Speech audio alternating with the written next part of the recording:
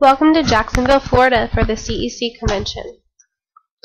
My name is Stacy McDonald and I want to welcome you to my poster session. I just want to start out by telling you that I am a first-year teacher at Westside Elementary and I teach VE 4th grade through 6th grade. I'm also a first-year graduate student at the University of Central Florida.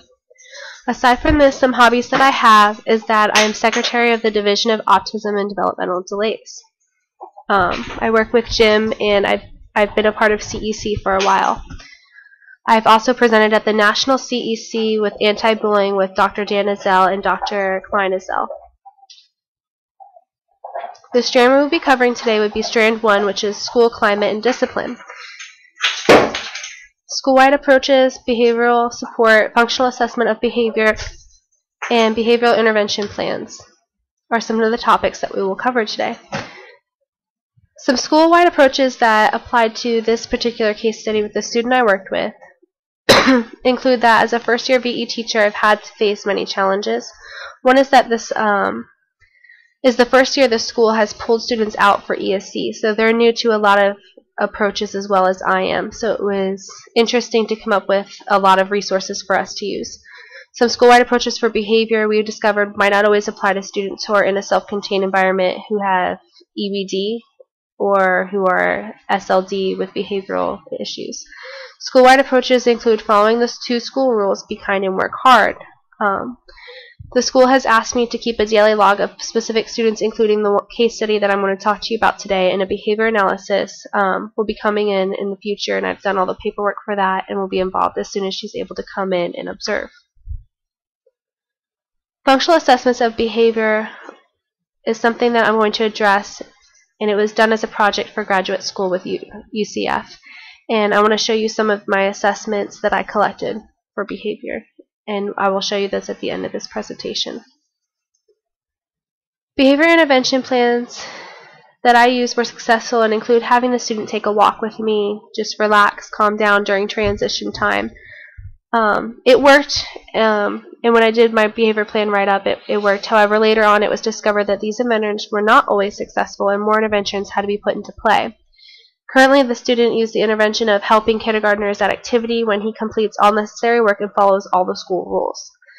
This has worked well because it is possible to alternate between different activity rotations, so he's not getting used to the same positive reinforcement and intervention that's taken place. The student also does not stay with one class. This alternates as well. So far, this has been the best intervention plan.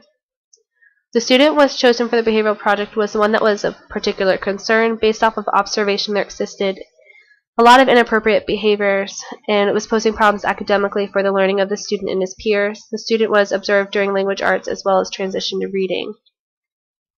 It was hypothesized that the problem behavior is most likely to not be observed when the teacher observes defiant behavior if the student will walk with the assistant or take a walk with me. And eventually that died out. It did work for this assignment, but this would give the student a chance to transition and come back at a peaceful state of mind. But I don't think it motivated him intrinsically, and that's why it didn't stick with it. Student who is off task mentally for reading and is also a way to calm him. It is predicted by using this strategy that the student will be able to respond to positive praise and reminders of expectations of getting used to reading, and he'll be less likely to use inappropriate behavior, which worked, but it did not last. It was observed before the behavioral change project that the following problem behavior, the student would not be able to remove himself from the situation and walk as the transition occurred. The next step of this project involved collecting and recording baseline data. I will show you my baseline data at the end, and feel free to take a handout if you need to take one. This was the behavior that was collected before the behavioral change intervention had been implemented. If you turn to the last page of the handout, you can see this. Antecedents are included in that part of the project as well. Data was collected and charted on the last page. It was noticed that he would act up on certain days and not on certain days, and I would have to call home and work with mom in the morning. It could be something as simple as he was bullied on the way to school, or his brother was bullying him on the way to school, or he was running late and didn't eat breakfast, and things like that could possibly trigger him when he comes in to not have such a nice transition. So parent involvement was definitely something that I had to do as part of this. In looking at the chart on the last page, you can see that The intervention was appropriate, and following the intervention, it did work. However, at the end of the intervention, after I did the project, the student did end up being suspended, and that's why more intervention was looked at.